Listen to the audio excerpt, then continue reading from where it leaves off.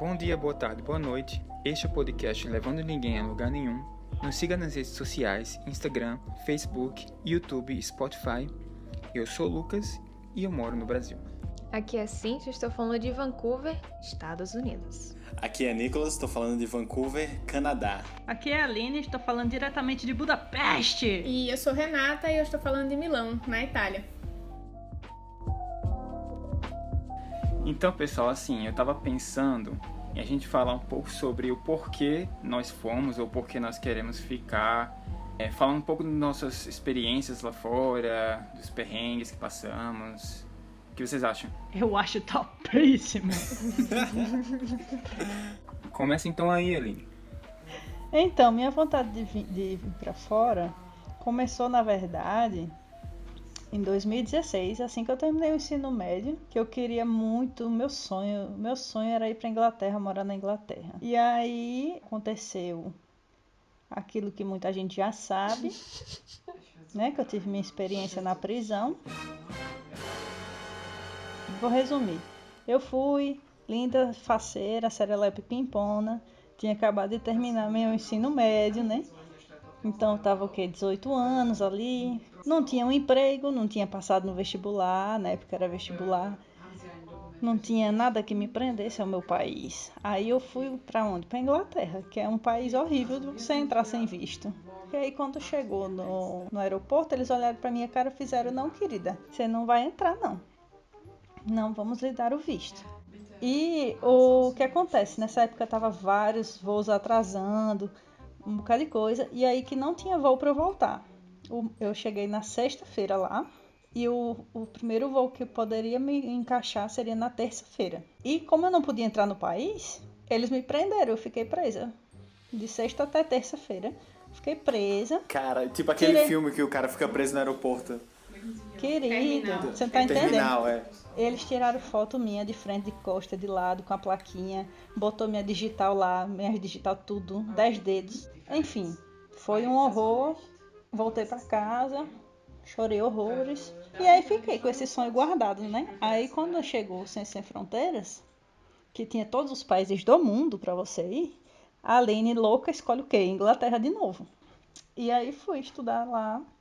Achei tudo lindo, maravilhoso. Que nem diz manhã, até os mendigos lá falam inglês, é uma coisa incrível.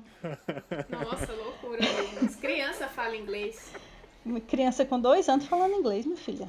Perfeito. Minha gente, eu queria só me desculpar, porque quando eu tô falando tá saindo uma voz da pessoa falando alemão. É minha flatmate, ela tá trabalhando, então não tenho como, né? Mas você sabe que eu sou uma pessoa poliglota, não é mesmo? Também falamos alemão.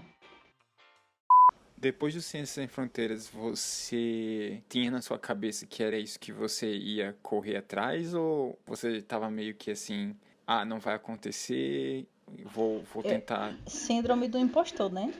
Eu tinha muita vontade de voltar para onde quer que fosse, de preferência a Europa, mas eu tinha muito essa coisa de que eu não conseguiria. E aí fiquei, né, tentando me adaptar de volta ao Brasil, consegui emprego na minha área, em arquitetura e tudo. Porém, é muito difícil, né? Trabalhar na nossa área, no início é muito difícil. Trabalha muito, ganha pouco e não tem qualidade de vida. Então, eu sempre tinha essa vontade de voltar. Mas, ao mesmo tempo, eu achava que eu não conseguiria uma bolsa ou alguma coisa do gênero, porque não me considerava uma boa o suficiente para isso. Então você nem tentou. Assim, lógico que você tentou isso daí, mas você nem procurava muito. Não procurei nada. Achava que não ia conseguir. Eu via esse menino tá falando, Lucas e Renata, enlouquecidos, fazendo portfólio, mandando para todo um canto, atrás de bolsa de mestrado. E eu ficava, meu Deus, se eles não estão conseguindo, eu não vou conseguir também não, vou nem tentar. Aí nem tentei. Aí depois de, eu acho que 1 ano e meio que vocês estavam tentando, eu comecei a trabalhar com Renata no escritório de arquitetura.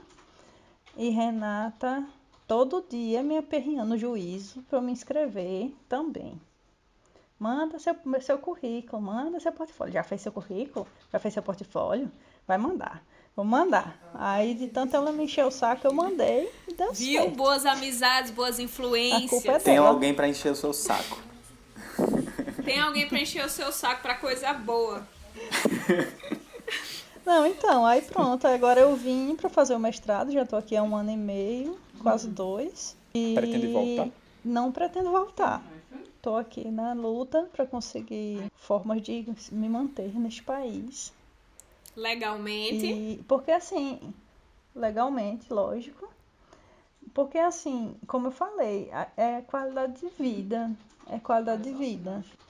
Eu tive muitas dificuldades aqui, né, quando eu cheguei, porque a bolsa ajuda, mas é mínima, assim. Bem dizer, só pago o aluguel. Então eu tive que ir atrás de coisa de trabalho, de bico, de tudo que aparecesse para conseguir dinheiro para me sustentar, de uma forma, ter uma vida melhorzinha. Então eu trabalhei de tudo. Trabalhei de figurante de filme, trabalhei em supermercado, botando coisa da dispensa, não, como é que fala, minha gente? Estoque. Do estoque, colocando coisa do estoque nas prateleiras, trabalho braçal mesmo. Trabalhei entregando panfleto, trabalhei tudo, até que agora eu consegui um trabalho de meio período numa empresa de arquitetura, né? Relacionada com arquitetura, Graphisoft. Mas até chegar até aqui, peguei É bom no você falar pesado. isso, Aline, porque tem muita gente que acha que morar fora é sinônimo de tudo de bom, né? Ah, meu Tem muita filho. coisa boa que acontece, mas também tem muita coisa que você não viveria se você escolhesse morar no Essa Brasil. discussão é muito ampla, dá muito pano pra manga. Mas antes de introduzir um assunto tão polêmico, eu gostaria de saber se Cíntia quer falar alguma coisa, já que ela está um pouco corrida hoje. E complementar o que a Aline falou, já que Cíntia também morou na Inglaterra. Oi, Diva, quero sim. É um pouquinho diferente. Desde, tipo assim, sei lá, eu tinha 11, 13 anos, eu já queria morar fora pra estudar. Minha mãe tem, tipo, uma grande amiga que é, tipo, uma irmã pra ela que mora na Suíça. Então, meus pais sempre falaram bem da Suíça e como é maravilhoso a Europa e como tudo isso. E eu sempre, tipo assim, eu cresci gente, Suíça é o top dos tops. Suíça, eu quero ir pra Suíça. E essa tia vinha todo ano pro Brasil e eu ficava nesse sonho de estudar na Suíça. Sendo que, obviamente, economicamente eu não tinha essa possibilidade. Então, quando surgiu Ciências Sem Fronteiras e eu me inscrevi, eu fui em 2013.2, foi a oportunidade que eu tive de realmente realizar esse sonho de estudar fora. Eu já tinha viajado antes para a Europa, mas estudar realmente, morar é outros 500. E como a Aline falou, a qualidade de vida é um negócio incrível. E, tipo assim, claro, o Brasil tem qualidades e maravilhas. E é ótimo, tipo, você ter amigos, é ótimo você estar numa cultura mais, tipo assim, calorosa, é ótimo estar com a família, é ótimo. Mas a qualidade de vida que você tem nesses outros países é, tipo assim, esqueci a palavra, chocante, a diferença. Só para clarificar, só para deixar mais claro, o que seria essa qualidade de vida, Cintinha? Oh, legal. Qualidade de vida pra mim é segurança. Eu posso andar na rua, eu posso, não importa a hora, se eu ver, tipo assim, se eu ver uma pessoa com capuz, tipo assim, casaco com capuz, aqui é só uma pessoa com casaco com capuz. Se eu ver dois caras numa moto, é só dois caras numa moto, entendeu? No Brasil, eu já estaria correndo até de carroceiro. Você vê dois caras numa moto com casaco com capuz? É tranquilo, eles só estão vestidos assim por causa do vento, tá ligado? Mas no Brasil não é assim, a gente sabe que a realidade é diferente. Eu tô aqui como estagiária e o que eu ganho dá muito bem para eu viver, sozinha, pagar minhas contas, fazer o que eu quero. No Brasil, eu como estagiária e no estágio que eu fiz por maior tempo, eu ganhava acima da média do que era, sendo que isso não fazia com que eu tivesse uma independência. Eu morava com os meus pais, eram eles que pagavam todas as coisas da casa, poderia ajudar com uma coisa ou outra, obviamente, porque eu tô ganhando dinheiro, mas isso não me dava uma independência que me dá aqui. E outra coisa também que eu acho legal é que, pelo menos na Inglaterra, quando eu fui lá de 2013 a 2014, em Montana, que eu passei 6 meses no primeiro semestre de 2019 aqui, eu acho que por essa qualidade de vida, você consegue ter uma vida mais balanceada. Você, sei lá, você estuda tantas horas por dia, você trabalha tantas horas por dia, mas acabou, você consegue passear, você consegue sair com os amigos, você consegue fazer uma trilha, E no Brasil, pra mim, era muito assim, tem que estudar, tem que trabalhar, tem que estudar, dorme, acorda, vai trabalhar, vai estudar, era tipo assim, esse ciclo vicioso que, tipo, a vida passava pela janela. E aqui eu acho que eu tenho mais essa oportunidade de realmente curtir, assim, um tempo livre e aproveitar nesse sentido. As coisas que você falou me lembraram muitas conversas que eu já tive com outros colegas brasileiros que também saíram, tiveram muito... essa é a repetição da história de eu saí uma vez do Brasil e uma vez que eu vivi a vida lá fora, eu não consigo viver de novo no Brasil a forma que eu vivia antes. Isso resume muita coisa. Eu já escutei isso diversas vezes de pessoas muito diferentes, mas essa é uma ideia que sempre se repete pelas pessoas e ela gira em torno de, tipo, eu não consigo viver de novo a vida que eu tinha antes no Brasil porque eu não me sentia seguro, ou porque eu não vivia, eu só sobrevivia, ou porque eu não era valorizado na minha profissão, ou porque eu não tinha oportunidades. É sempre uma junção de fatores ou tipo a repetição desses fatores, mas é muito a questão central de que parece que uma vez que as pessoas têm contato com a outra realidade que elas consideram melhor, elas ficam muito sedentas de viver aquilo de novo. Parece que se você está disposto a sair pela primeira vez, cuidado, porque isso pode infectar a sua mente pelo resto da sua vida, que parece que é o que aconteceu com todo mundo aqui, com muita gente. Então se você quer sair pela primeira vez, saia pensando que você pode ficar infectado com ideias revolucionárias, ideias de querer voltar. E no meu caso, eu já tinha viajado, feito turismo antes do Ciências Sem Fronteiras. Eu acho que eu tinha ido para a França e para a Inglaterra, quando eu era adolescente, em uma viagem em família. E eu achei tudo assim, era tudo tão diferente. Eu devia ter quantos anos? Sei lá, 16 anos?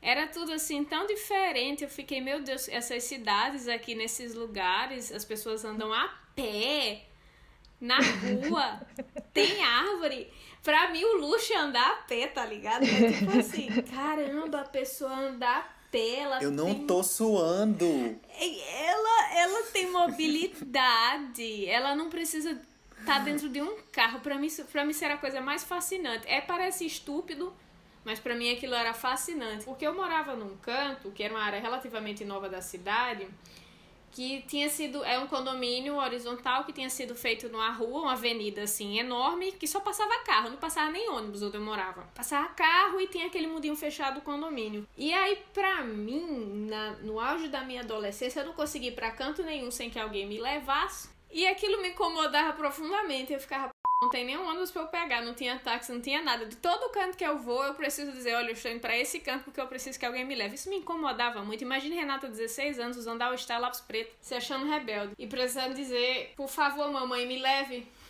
para tal lugar. E isso sempre me incomodou bastante. Então, uma vez que eu vi um canto que as pessoas andavam a pé na rua porque as coisas eram relativamente próximas umas das outras, ou porque existia um sistema de transporte que alimentava a cidade inteira, ou quase inteira, que não era o que acontecia comigo, eu achei aquilo era a minha carta de Hogwarts. Aí eu preciso viver isso aqui de novo, eu preciso poder andar a pé. E pra mim, foi muita questão da liberdade, inclusive é o que eu defendo até hoje. Pra mim, o melhor aspecto de morar numa cidade europeia é porque eu posso andar a pé, e a única atividade física que eu faço, basicamente, é essa. E é bastante, né? Então, pra mim, isso sempre foi E já é bastante, pois é. Então, é meio estúpido, mas pra mim isso sempre foi uma grande coisa, uma coisa importante. Porque eu dizia, um dia eu vou envelhecer e eu quero andar a pé, sabe? Ser uma véia que vai pelo menos andar a pé, não que vai estar andando num lugar inóspito, que só passa carro a 70 por hora na minha frente, que eu não tenho pra onde olhar, que não tem árvore, que não tem beleza, que não tem valor estético, até porque no caso eu sempre apreciei a estética da cidade pra eu desfrutar. Eu vou ser uma velha triste. Tem coisa mais impressionante, Renata, tem coisa mais impressionante do que você chegar numa parada e ter uma placa dizendo o ônibus chega em 2 minutos. É sensacional. Não tem.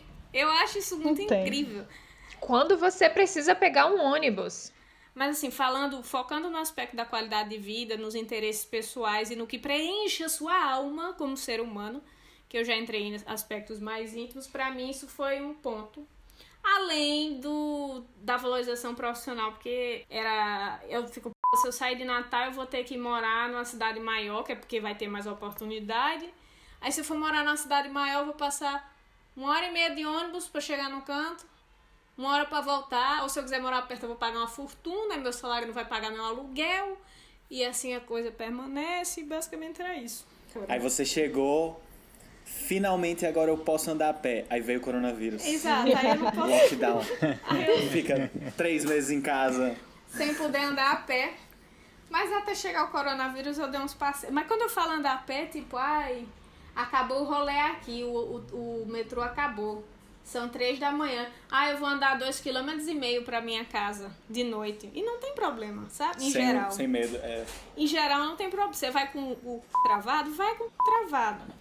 Mas assim, em geral, fica de boas, 2,5 km dá pra andar. Não é como se eu fosse passar por algum lugar inóspito, entendeu? Isso pra mim tem muito valor. Isso preenche a minha alma. Eu acho que essa foi o principal motivo que me fez querer sair também, foi a questão da violência. Mais até do que a parte econômica do trabalho e tal, mas foi a questão da violência. Porque em 2013, quando eu fui pro Ciência Sem Fronteiras, aí eu voltei em 2014, e não tava tão ruim quanto é hoje a questão da violência. Tipo, Natal agora tá uma das cidades mais violentas do mundo, né? principalmente em Natal. Parece que a coisa foi escalando a partir de... Coincidiu bem nessa época, que também foi quando começou os protestos, foi quando o Brasil começou a polarizar, começou a toda. Eu acho que isso deu um gás na violência que me fez querer sair. Mas assim, quando eu voltei imediatamente, eu não fiquei com vontade de voltar. Eu tava com muita saudade do Brasil, principalmente que eu fui pro Canadá, tipo...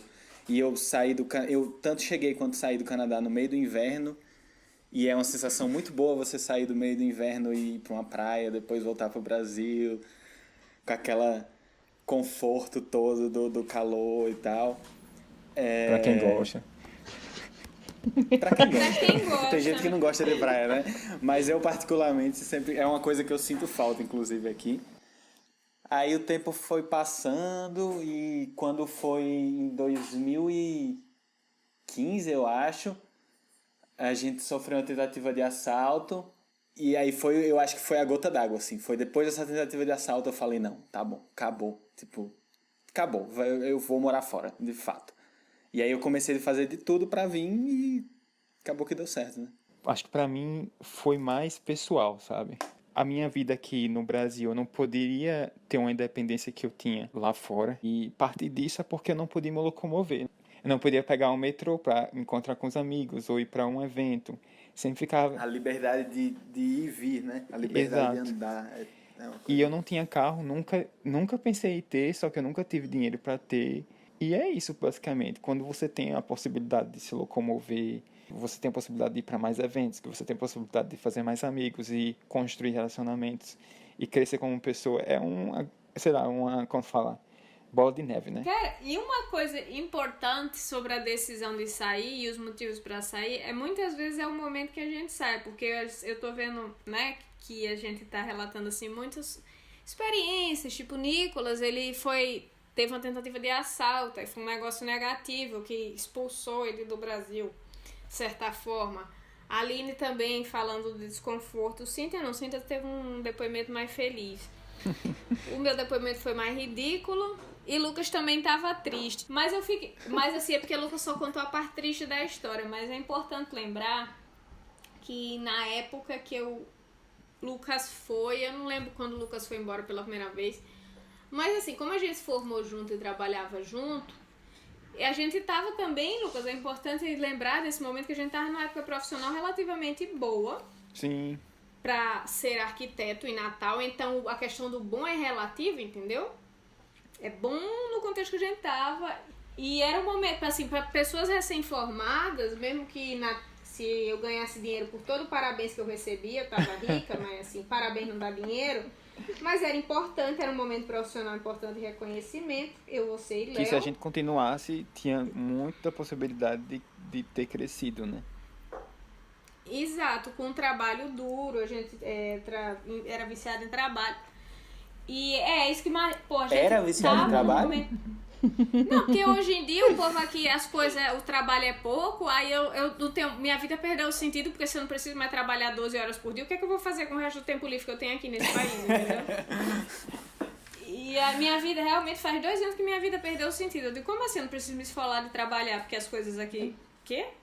Eu sinto que aqui não, assim, né, no exterior.